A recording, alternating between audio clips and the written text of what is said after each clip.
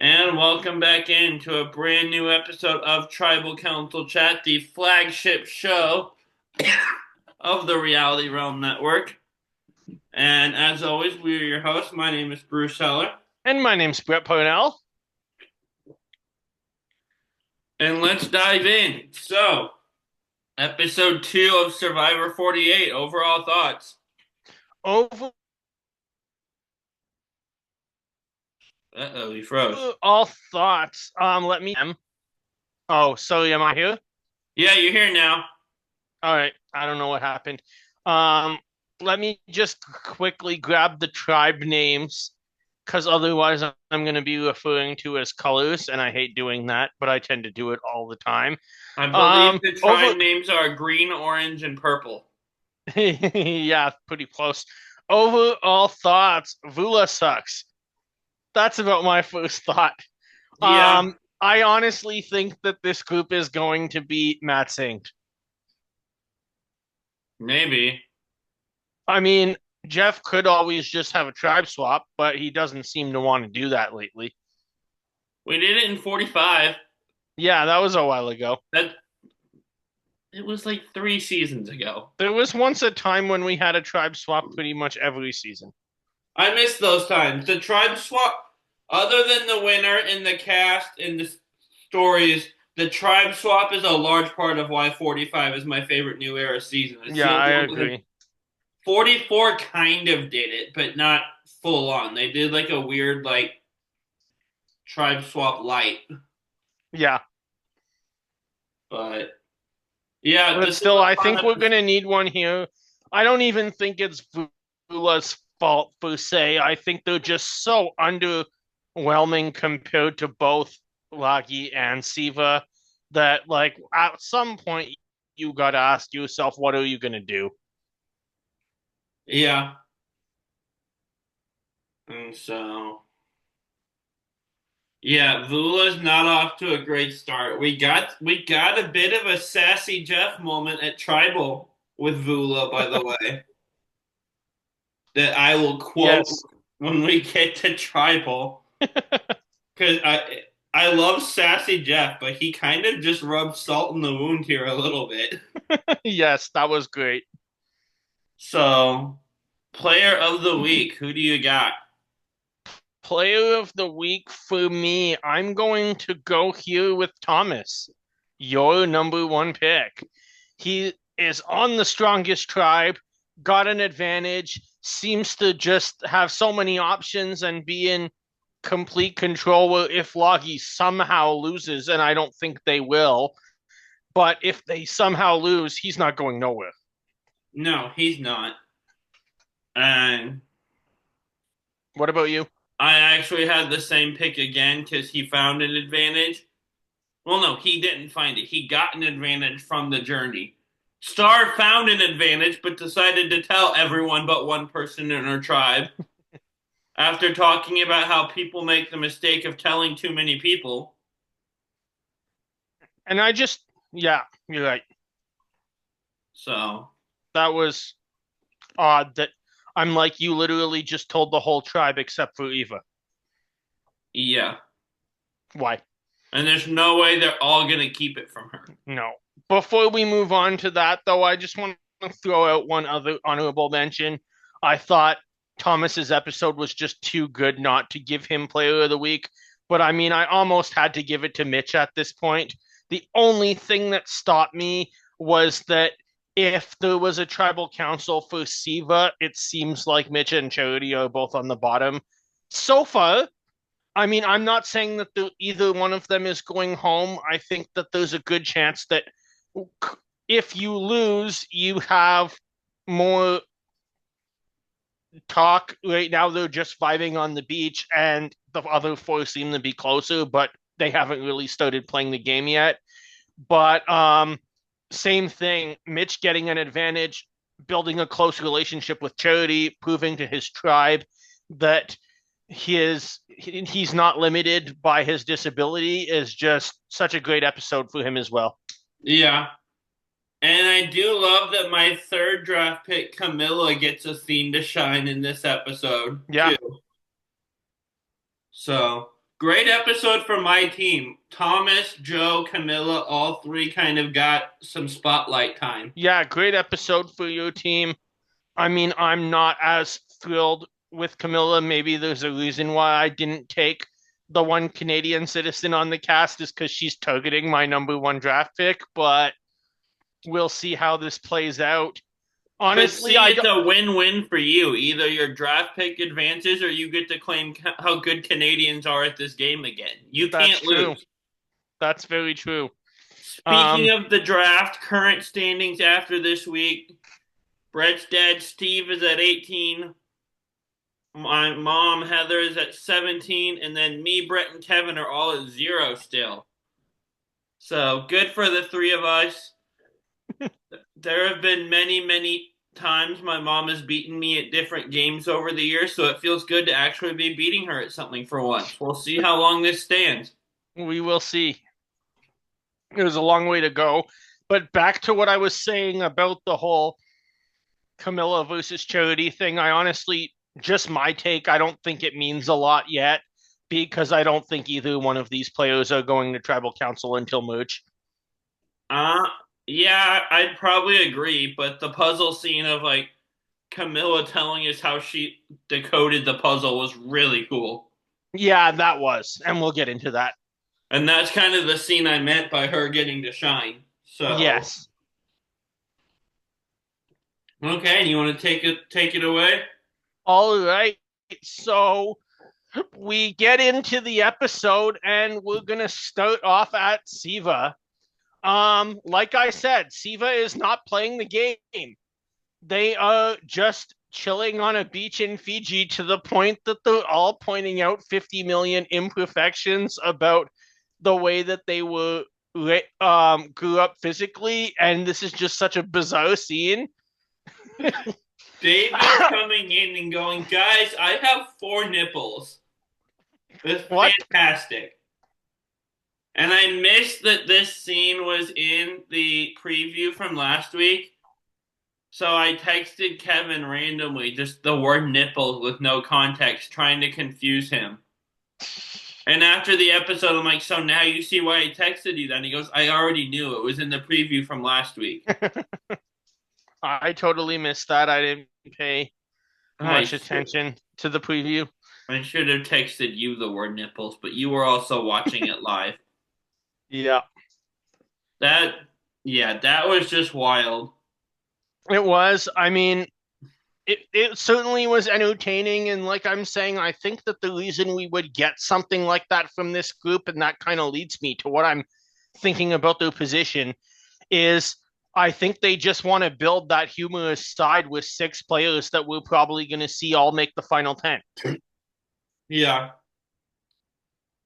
The other thing was Kyle had a wart on his hand that he didn't think was a wart, that they all had to tell him that's what it was. Yeah. That he thought it was just a callus. I'm not sure how that happens, but that made me chuckle. This whole scene Well, is gold. I love this. I love personality scenes like this. yes. And then I think it was Charity, but it's funny because they're friends. After she talks about her foot, making a comment to Mitch about, do you have anything wrong with you? Yeah. That was so funny considering that Mitch is very open about how he's overcoming his disability on Survivor and is really going to play into being able to prove that people who do have different impediments can still succeed in reality television. And I think he's, as we see this episode with the journey and the immunity challenge, doing a great job at that. Yeah. And on this topic, RHAP tweeted out a picture of Charity and a picture of Dee. And for context, there's a scene from Phineas and Ferb. It was like, oh, if I had a nickel for every time this happened, I'd have 2 nickels, which isn't a lot, but it's weird that it happened twice. And so that phrase, like, if I had a nickel for every time, is a meme. RHAP tweeted a picture with each of them and said, if I had a nickel from every time a woman from Florida talked about her weird foot on day 4 in the second episode of their Survivor season. That's funny. So And I mean, not going to get too far ahead of myself, but Bruce, how did Dee do on her season? pretty well. Never really in trouble at all, other than like so, one tribal where Katura being dumb admittedly saved her. But so maybe I might be onto something in this fantasy pool. I can't believe you're rooting against the Canadian. I mean, you can't believe that. You do know I was rooting against both Erica and Marianne as well, and that bit me twice. I know, but last season you made such a big deal about picking Genevieve and rooting for her because she was Canadian. So Yeah, this is your brand now. I Well, was just it was. I guess confident you're in. going against it already. I was just confident in Genevieve from the um original cast release. Meanwhile, Erica was trying to get Sydney out. So, Yeah. So we shall see. and I'm sure even though we didn't do this podcast, people have figured out that 41, I was team Sydney and Danny all the way. Yes. I know So you and I knew each other back then, even though we didn't do tribal council chat. yeah, we've known each other since like When 2020. it, yeah, like when was that war? Because I joined Fang Jury in 2020 and saw like your favorite players countdown. There was like 100,000 players one at a time. Yeah, that someone else started, and then I just like picked And up then on it. I'm That was like, fun. hey, we should collab on some series. And those little series evolved into what we now have as a show. Yeah, So and look what on we've grown from just a Facebook post. And on that note, I was thinking, as I know I've said before, but maybe we should take a few weeks in an off season, maybe right before 50, and do that top 100 players of all time on this show. Yeah, compiling that list sounds like a lot, but it's probably doable. Oh, it would be doable. All right, moving on. Let's talk about Logi, the Purple Tribe. They just seem to be one of the most well put together tribes ever, besides this little mix up between Eva and Star. But other than that, I mean, this tribe Yeah, is stacked. they're talking about a challenge, and Eva just in this sentence suggests that Star sit out the next challenge. Star doesn't say anything about it to her, but like in confessional tells us she was upset by that. But also, why are you deciding who's sitting out of a challenge before you even know what it is? Shouldn't you Yeah. hear what the challenge is first, and then whoever that doesn't play to your strengths, that's the person that sits out? Why are you deciding this at camp? Yeah, absolutely. Um, you're right. You shouldn't be deciding that at camp. You should try to make a decision at the last second. That being said, as we get to the challenge, Star actually does end up sitting out. So Eva might have misspoke, but she also did pick the person who sits out. So Yeah. I'm curious if that was actually decided at camp and everyone agreed to it, or if they chose it at the challenge and it just so happened to match what Eva said.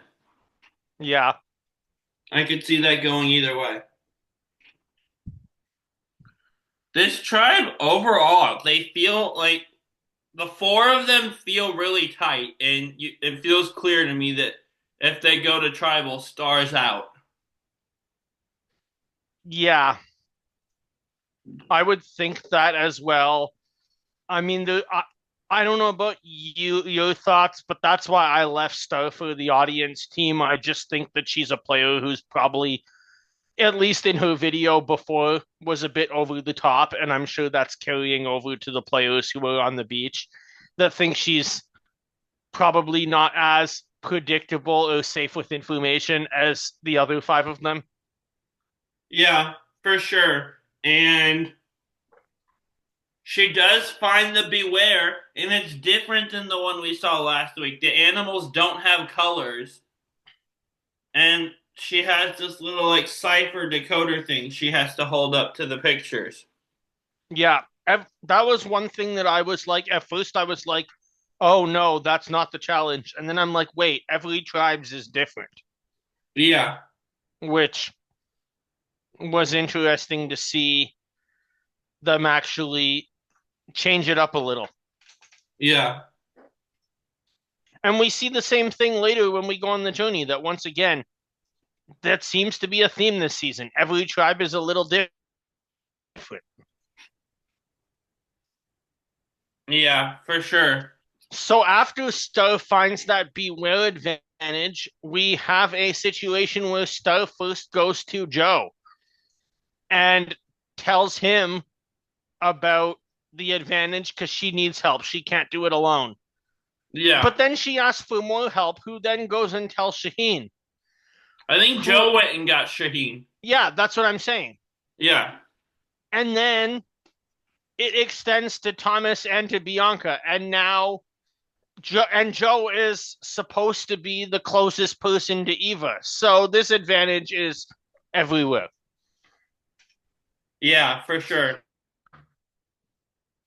I don't know what Star was thinking. To one, I mean, it's not her fault that she can't. I'm sure she doesn't know the relationship between Eva and Joe. But at the same time, even if you tell Joe, get one person in, not five people. Yeah, and she gave Shaheen the cipher. Yeah. Like, really? And then we see Thomas. Boy, they what was all this talk a couple seasons ago of people criticizing Jeff saying they don't cast villains anymore? Thomas saying to lose the advantage.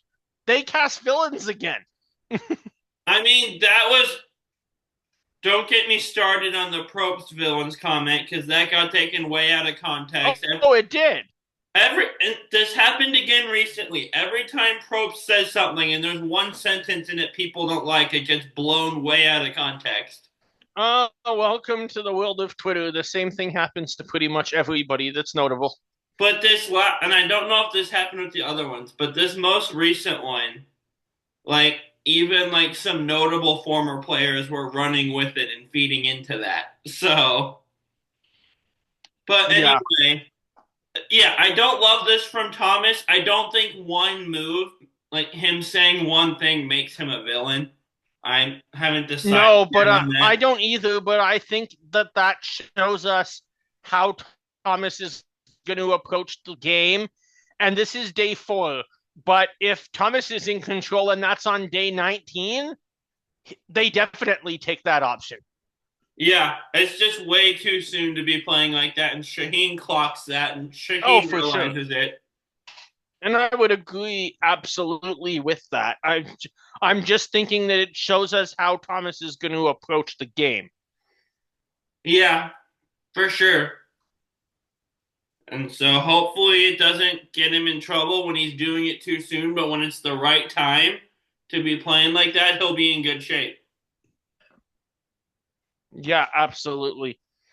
Anything else you want to go to here? Um, Joe does secretly tell Eva about the idol just so we're all Yep. caught up on everything. So at this point, everybody knows about it, like I was saying. Yeah. Star doesn't know that Eva knows, though, I don't think. No. Which is interesting because that gives both Eva and Joe the chance to blindside Star despite having an idol if they decide to take it, and if Star isn't adamant that she's going to play that idol as soon as she can. Yeah. Which you just have to make Star feel like she's safe. Tell her that Eva doesn't know and don't raise her suspicions, and you should be able to blindside her pretty easily at this point. Yeah. So, Moving on, we see a boat.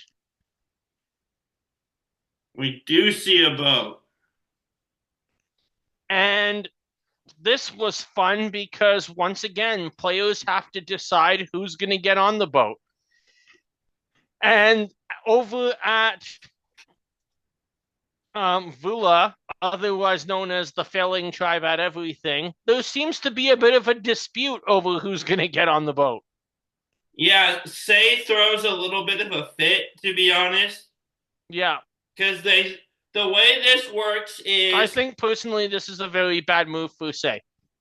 the way this works is every tribe has to do it. They don't just decide who goes. They all hold out between 1 and 5 fingers, and the lowest unique number wins. Vula agrees they're going to do a practice round. Say wins the practice round and goes to get on the boat, and Mary's like, no, that was a practice. Yeah, And then Mary wins the second one. And I don't think she did it in front of everyone else, but in confessionals, Say just throws a fit of, oh, everyone's just acquiescing, giving Mary whatever she wanted. They don't care about me. Like, no, you just tried to get away with something and got told you were wrong. Like, exactly. And also, throwing everybody, a fit and move on. also, let's game wise talk about the fact that everybody pretty much also knows that Say has one advantage. Do you really want her to get two? They seem to want her around. Like, Oh, nothing wrong with wanting her around. I'm just saying this the more and even if you, I don't want my closest ally to start massing advantages.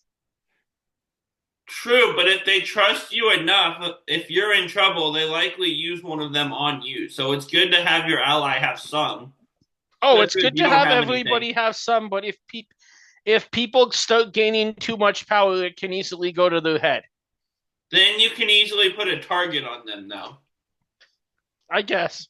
and be like, It hey, all this person has too many advantages. We need to send them out. it all depends how they end up being played. No, I, I don't think she The handled it the same way. I think she was smart enough to like keep composure around the others. I was not a fan of how her thought process about this moment in her confessionals. the It other seemed like she question, expected to just be given whatever she wanted just because she wanted it, and yeah, that's not how life or the game work. that you're right. The other question I had for you is I guess we seem to see people want to get onto this boat here, but if they're doing this game where they have to have the highest number that's by themselves win, there's nothing stopping people from just putting out ones as we probably would have seen in previous seasons. Yes, but if you'd probably be expecting other people to put a 1 out, and it's the lowest unique number. Yeah, So if 4 people put out a 1 and one person puts out a 2, the 2 the wins. two wins. Exactly. But So I'm putting saying out a 1 is actually pretty risky because you're probably expecting a lot of people to do that.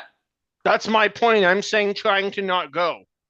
Uh, In past seasons, we've seen most people be not enthusiastic to get on boats and leave. This season, it seems like, at least so far, everyone wants to. yeah, if I don't want to go in this game, I'm just putting up a 5. Yeah, you could do that too, but then everybody might think that putting up a five is too obvious and no one else does it. Yeah, well, I think putting a one is almost guaranteed to not have to go. yeah. Unless It, the only way you can go with a one is if two people pick one number and two people pick another number. I think 2 is The odds definitely are the very number low. to go with here. Interesting.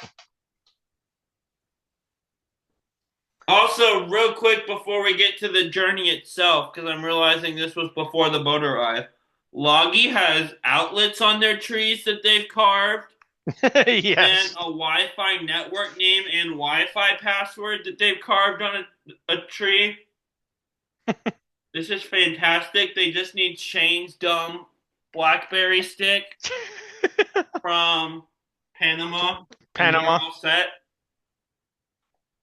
Which has this scene has no game impact. I just had to highlight that because it was That hilarious was funny. that they took the time to come up with a Wi-Fi network name and carve outlets onto their trees. Yeah, I definitely laughed at that part. Um, really shows you, though, it is almost kind of game-ish because it really shows you how little both tribes that is not green have had to play the game, to the point that both we get this scene with the Wi-Fi password and we get the other scene with players talking about how their toe is disfigured or how large their belly button is or that they have four nipples, to the point that only one tribe is actually really thinking about getting voted out in this game so far. Yeah, for sure. The other two tribes are just on a free vacation that unfortunately doesn't have unlimited margaritas.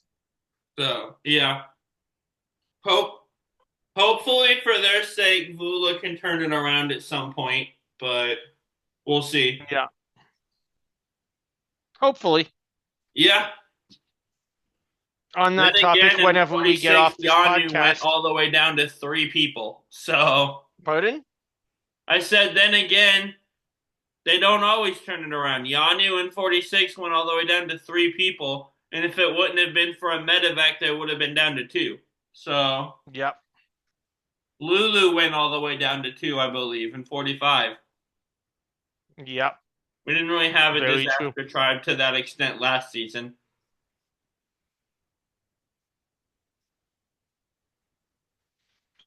Absolutely very true.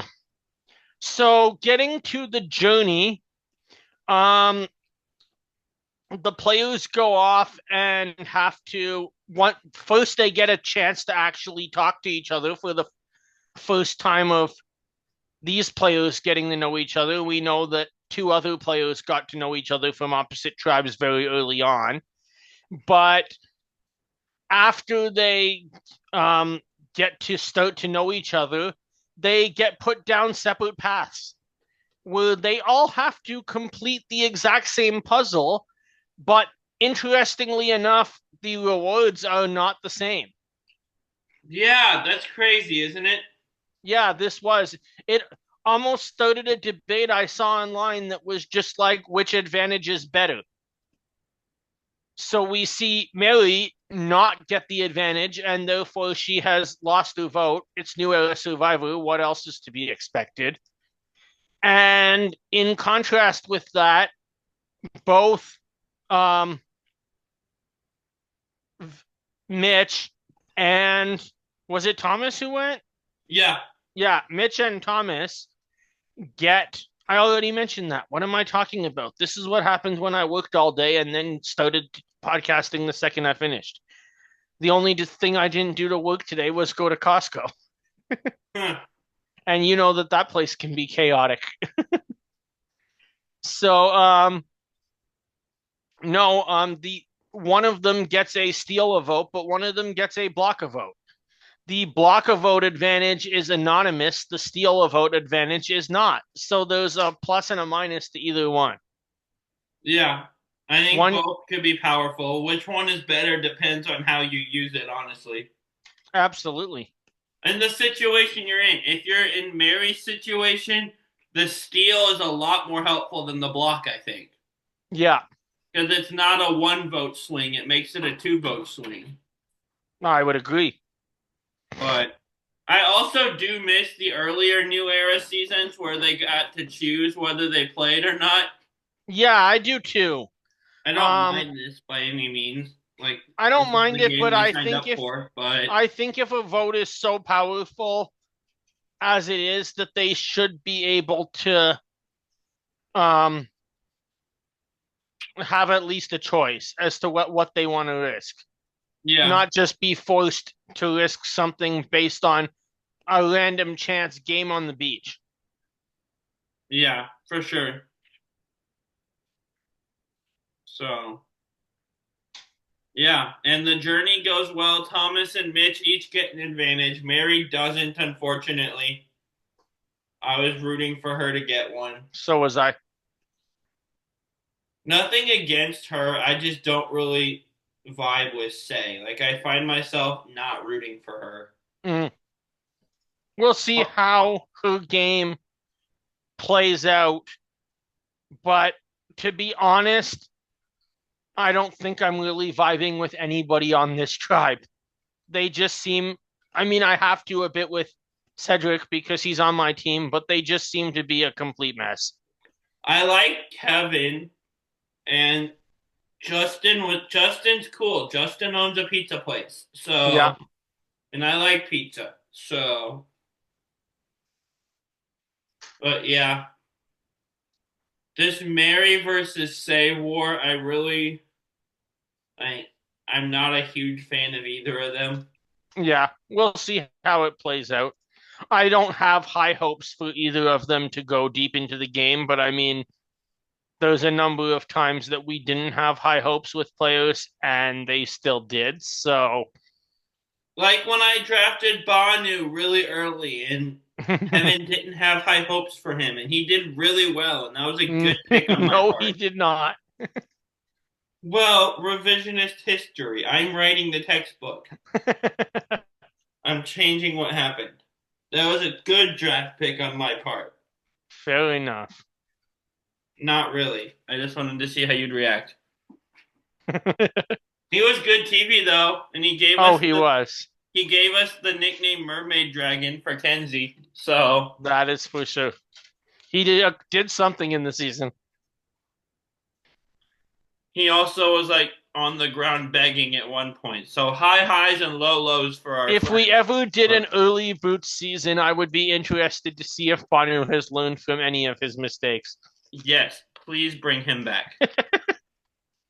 I'm someone who I know this is always talked about in the Survivor community. I personally don't want to see a first boot season. I think it just is far too limiting, but I would love to see a pre-merge season. I think we're getting closer to where we could do a first boot season. I don't think we could have done one for a while because we don't have enough of them that are like memorable people we want to see again.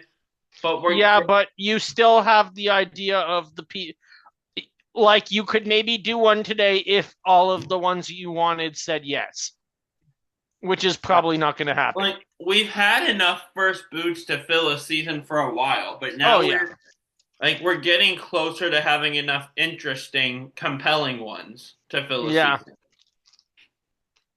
I'm sure Kevin would love a first boot season for obvious reasons. Watch them do it and not bring him back. I mean, I think he's a lock if they ever did it, but yes, he's very memorable. He's very funny. yeah.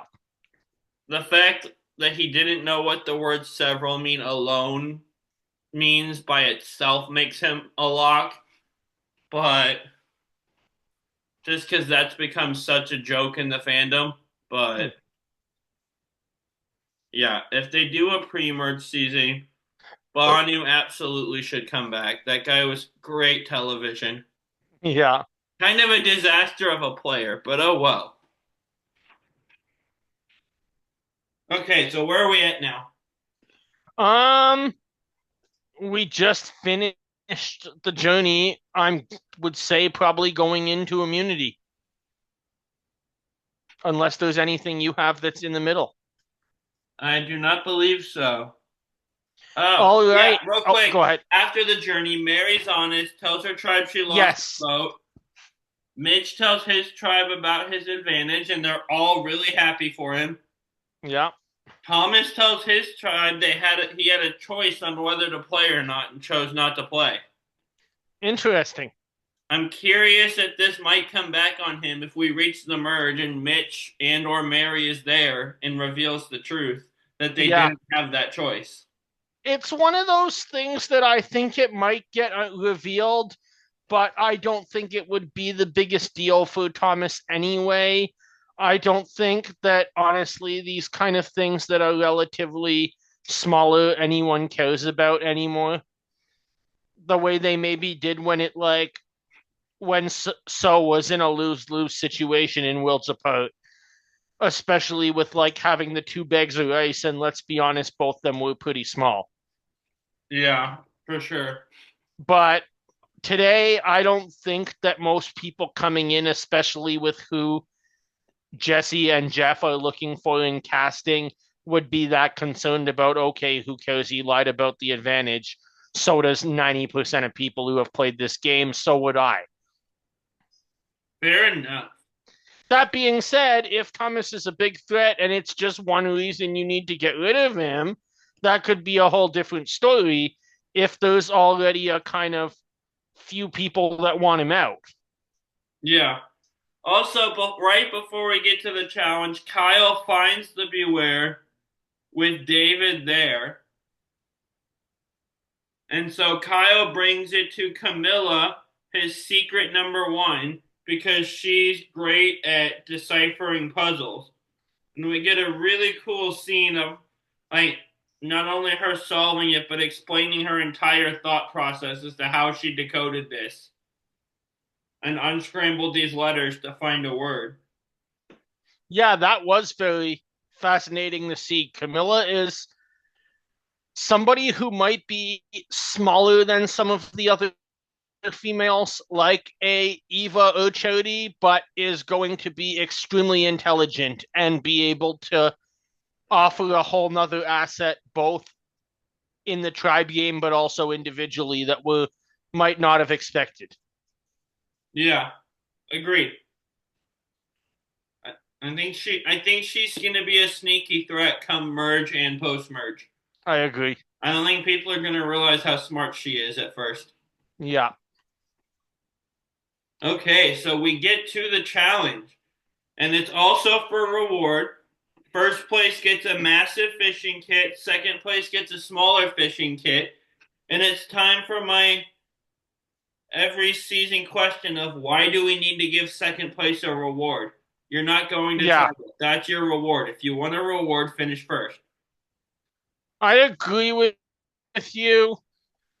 That being said, I mean, I anticipate you and I agreeing on this topic every week, and production's never going to change it. So That's why it's once a season it and is not what once it a week. is. Yeah. And as I say multiple times, specifically with the fishing reward, I don't honestly think that there is a big difference between the what's it called? The first place reward and the second place reward because fishing gear is basically competing for a Hawaiian sling, which does all the work, and who cares about anything else in We there? have seen them use the other stuff though. I know they have, but why? Also, even with the Hawaiian sling, the flippers come in handy when you have that. I don't think the smaller Oh, one has those. that's a good point. As somebody who scuba dives and knows how much the flippers come in handy, yes, you're 100% correct. The Because when, smaller one might have them. I might have that wrong. yeah, I who don't think knows? it does. But as somebody who is a scuba diver, I can assure the audience that if you dive with fins compared to without them, it's like having a jet engine on you. But also, like the I mean, net it's and the not that lures. fast, but you have to do so little work to actually propel yourself through the water with the fins.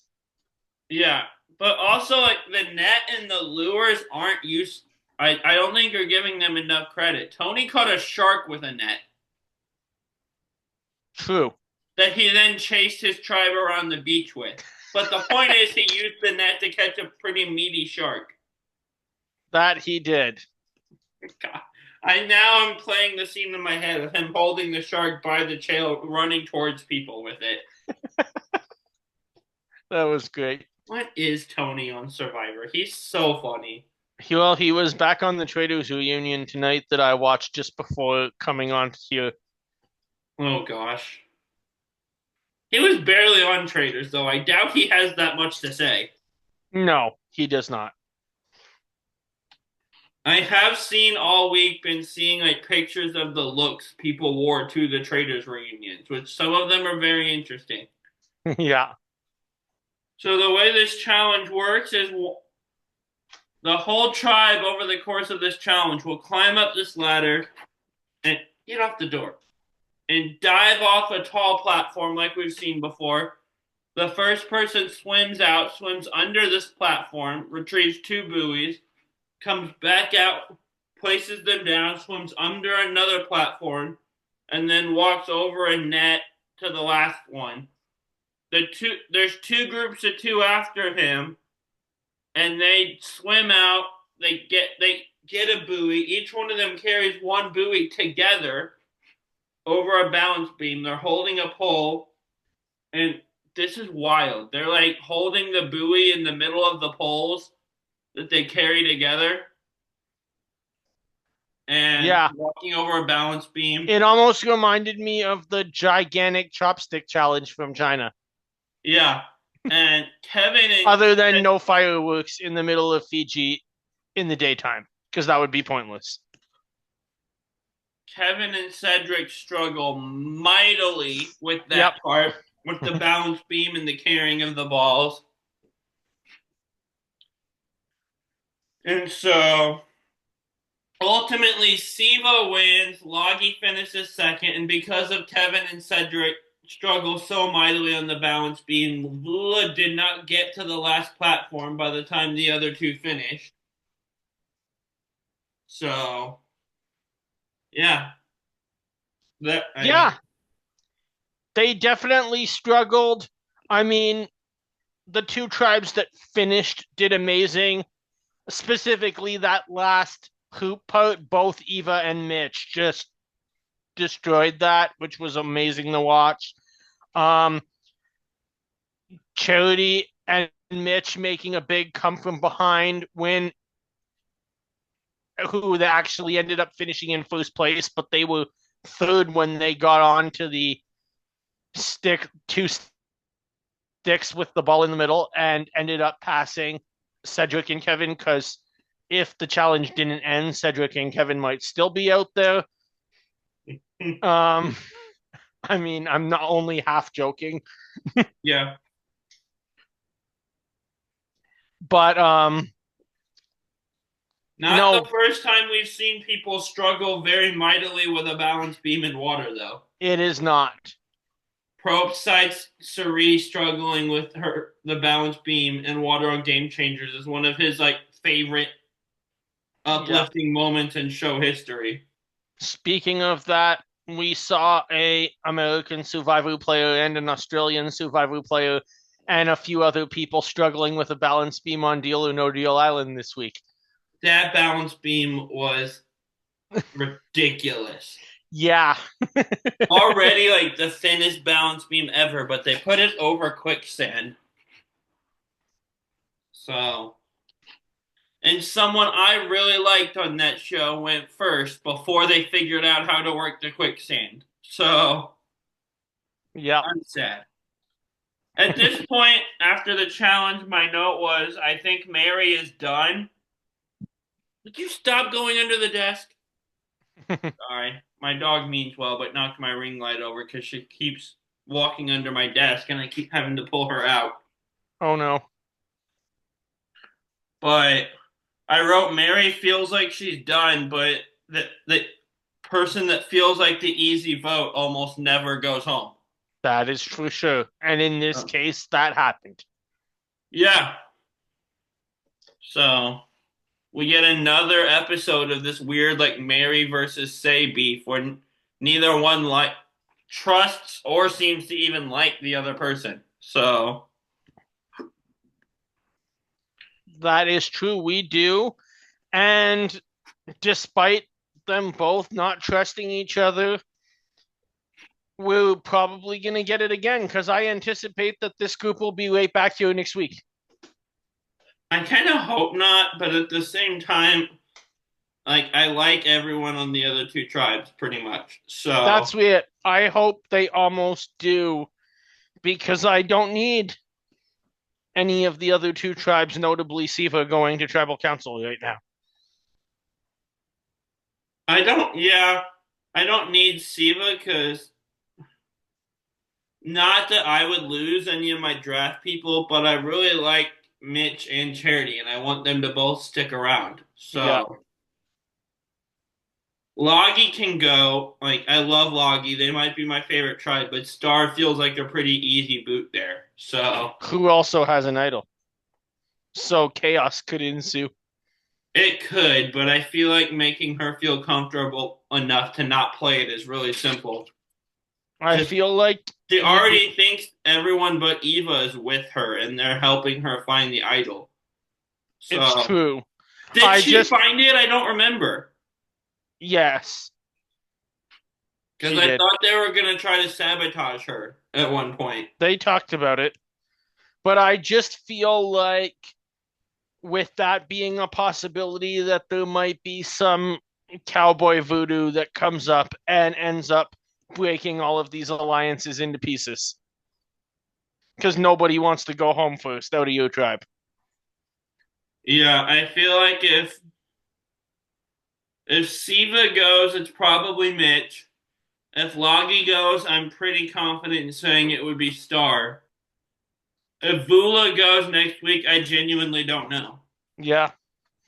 Either way, let's talk about this week's tribal before we wrap up and do a line blindside first boot. Yeah, I have one interaction I'd like to quote, and I teased it at the beginning of the episode where Sassy Jeff makes an appearance. Please do.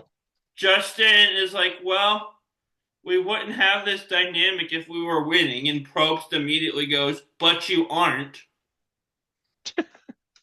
And Justin continues, well, none of us wanted our first 5 days to go like this.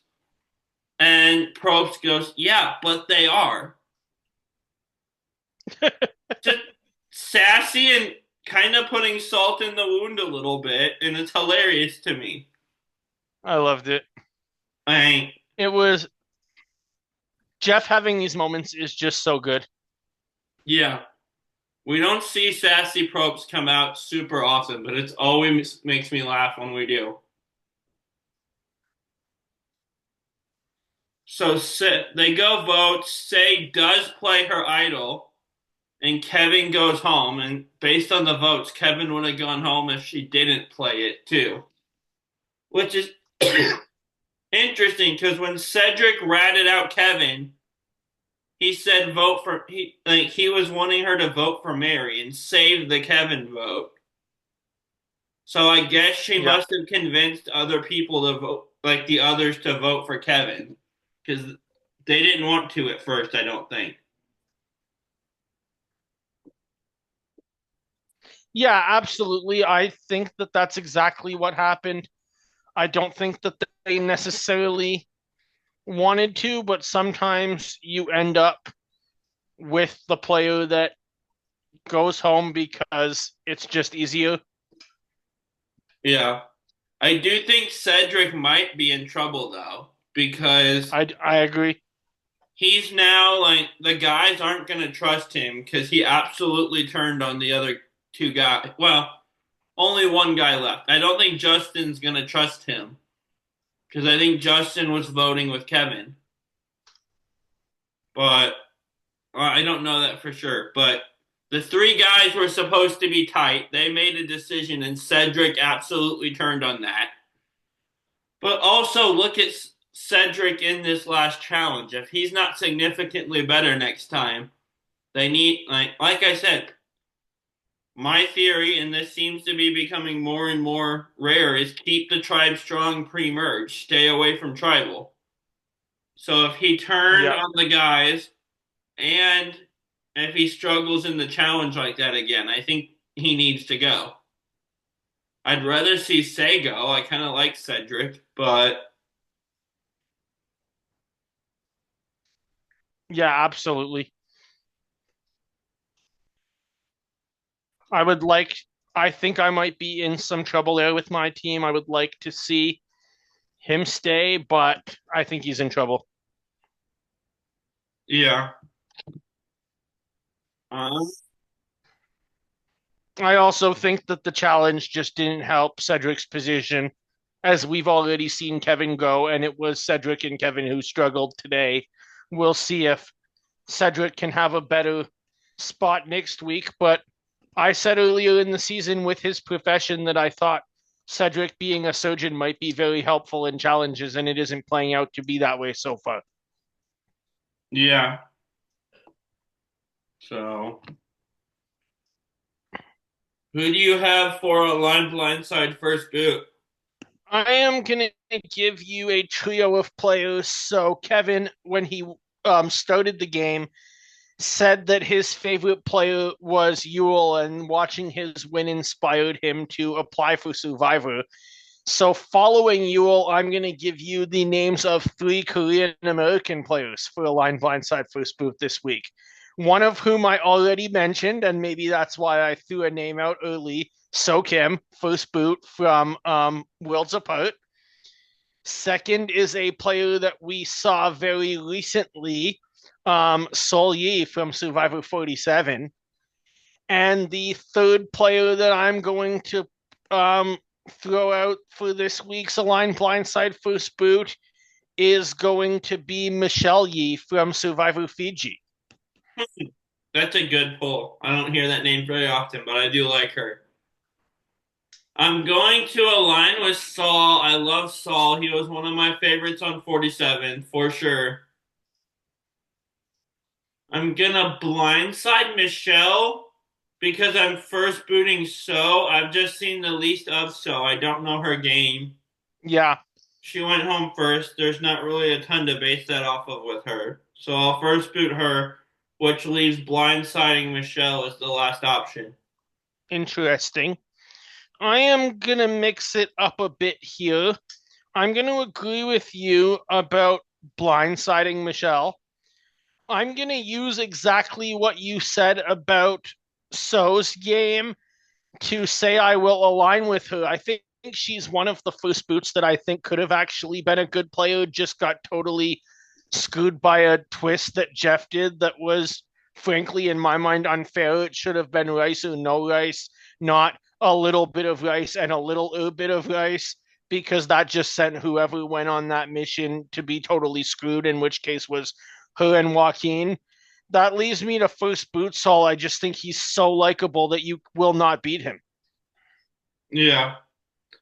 So in response, I'm going to give you three players who played on the same seasons as the three players you just gave me. Interesting.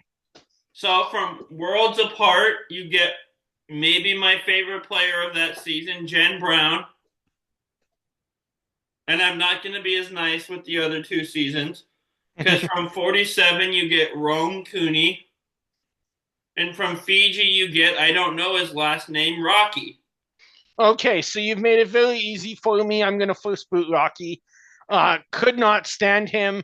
Fiji is my least favorite season in all 48 seasons. Yeah, but Rome. Yeah, but they're both about the same level of cockiness and entitlement. I'm going to send Rome to the jury. Rome was one of those players that you wanted him to get blindsided. You wanted to watch Jeff snuff his torch. But the week after he left, I was like, damn, I kind of missed that guy. I do want to see him as a juror just to see how Yeah, wild it it would would be be. great. And also, I mean, he was working with Genevieve the whole time he was in this game. So I was at least somewhat supportive of him staying in the game and his alliance. Um, that obviously leaves me to align with Jen. I mean, anyone who's on Instagram knows that Jen, like me, is a fellow solo traveler. I think we would just click right away. Yeah. So that's kind of a given. She's There's kind of the only one I would want to align with there's on this no list. player on um this season that I would align with over Jen besides like if you gave me Jen and Mike, it would be really close. I like both of them. I honestly don't like anybody else really on the Worlds of Podcast. Aren't you happy I gave you Jen? I could have just went with the same theme I went with in the other two seasons and gone with like Will or Dan Foley or someone. Yeah, I'm definitely happy you did that. And instead of Rocky, I could have said like Lisi or someone else who was awful. Fiji has a few options for that. I'm gonna say you could have, but honestly, Rocky would be the bottom of my list. Who was it Rocky was like constantly fussing at wanting them to be Anthony. better? Yeah, Anthony. Anthony. That poor guy. Yeah. Oh gosh. Now we need Rocky and Rome on a tribe together. Oh God. Your pre-merge season you talked about. The three guys for our tribe are going to be Rocky, Rome, and Vanya. The tribe's accomplishing nothing. No, that would be horrible. I don't even know who the women are. It could be the It could be Dee and Kenzie and Rachel, and that tribe still isn't getting anywhere because of the men. No, not one bit. Those three women on a tribe together would be great, though. Oh, that would be. This was a fun episode. It was. We will be back next week. As will we be in 2 weeks? I assume we'll probably record a late night episode right before I leave. And then Kevin will be here in 3 weeks. Yes, because you're abandoning me again. Hey, if I could do a tribal council chat from a island, that would be pretty cool. Or just take me with you next time. We could do a whole tribal council chat cruise and get people to come with us. That would be fun. Our show is nowhere near big enough to have the following to do that, but Yeah, oh well. we are not the Challenge Mania podcast, but if you saw the announcement recently and are interested in a cruise, check out, and are a Challenge fan, check out Challenge Mania.